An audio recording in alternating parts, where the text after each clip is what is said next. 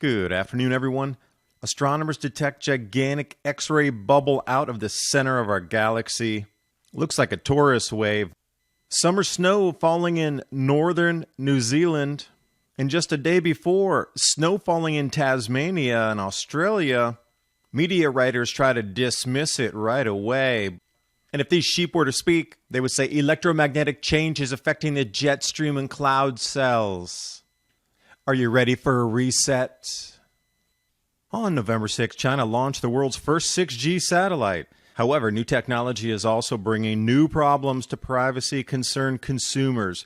Data tracking and privacy breaches are a bigger problem than ever. I do whatever I can to make sure my information stays private online. That means always using a VPN. You can head over to virtualshield.com, and in the Download tab, I'm going to choose Firefox. And click Install Now to add the Virtual Shield add-on. It's just that easy. And get started with your free 30-day trial. Install it, click Connect. You'll see the shield turn from red to green.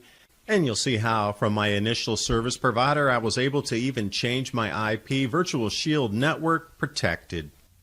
Try Virtual Shield for yourself for 30 days free and experience true online protection. You also can get 50% off for life if you try Virtual Shield during their limited holiday season special. So what do you have to lose? The link's in the description box below, and now on with the video.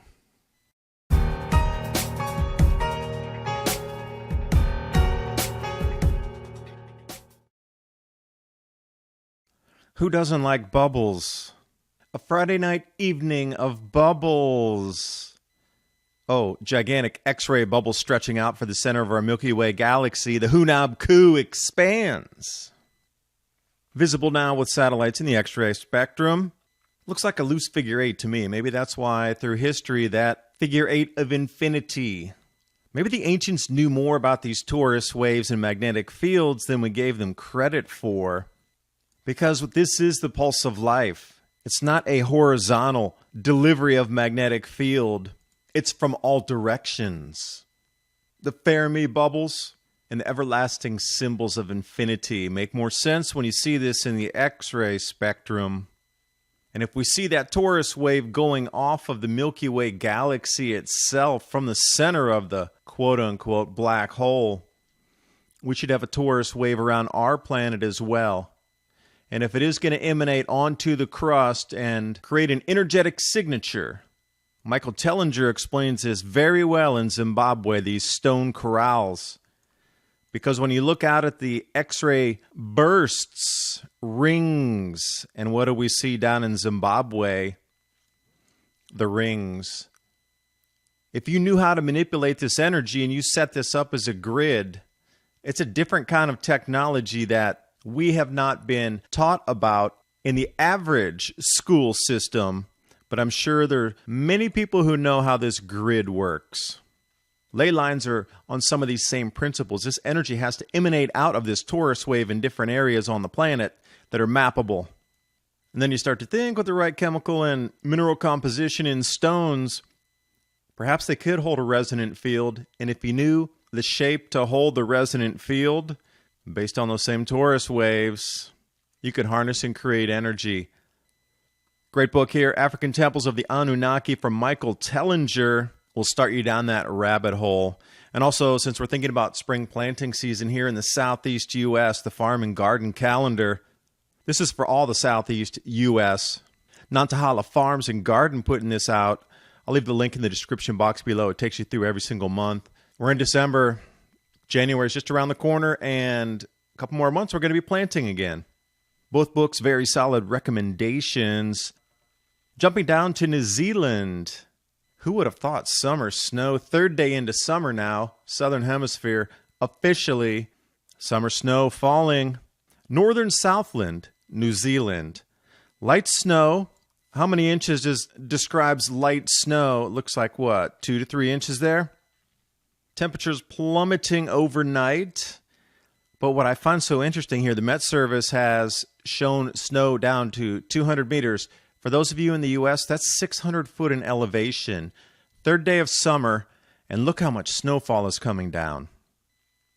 Some areas as high as 2,100 feet were also showing snowfall totals. Now, a light dusting for me in my vocabulary is, a quarter inch, half inch, may or may not stick on the roads depending on how cold it is. But a dusting does not cover sheep and stick to the wool. That's not a dusting. That's a proper heavy snow. I don't see any areas bare in the background there either. That's a very significantly heavy snow to cover all the vegetation, all the ground, and the animals like this on their wool. According to this, light rain would be a once-in-a-100-year flood. Snow falling on George Hill and Mossboom. But then just head west a little bit and you're going to bump right over into Tasmania. Tassie. Snowfall there the last couple of days as well. Headline sums it up. Tasmania wakes up to snow on the second day of summer in Australia. Third day of summer snow in New Zealand. And I did a video on this yesterday on how the media was deflecting. They kept focusing on heat wave all across Australia. And they missed the biggest story of the day, the snow down in Tasmania in summer. So they tried to write this away by saying, the heavy summer snowfall in Tasmania, they missed out on the heat wave. The whole story was about the snow, but the way they wrote it, 99% of it was about the heat wave, not the snow. They just twisted it. It was a very interestingly written article. I encourage you to read it to see how the narrative was all about heat, even though they were showing you the snow. This is from Mount Wellington overlooking Hobart. That does not look like a dusting either. To cover a city, higher elevations, lower elevations, that's right at sea level. And continuing on, you can see the depths right there at sea level, beachside, if you will, for the snows, second day of summer, Tasmania. But the article also writing about how it was the sixth warmest spring on record, which had nothing to do with anything else from the heat to the cold. It had nothing to do with it. I don't know what they're putting in there, but they use the word warmest in the sentence, if you notice that. So as we transition through these changes, you're going to be more responsible for growing your own food, forming your own communities where you have a better chance to survive as traditional systems start to break down. The area I'm driving in out here in East Tennessee, these are the areas you want to look for. Stream right there.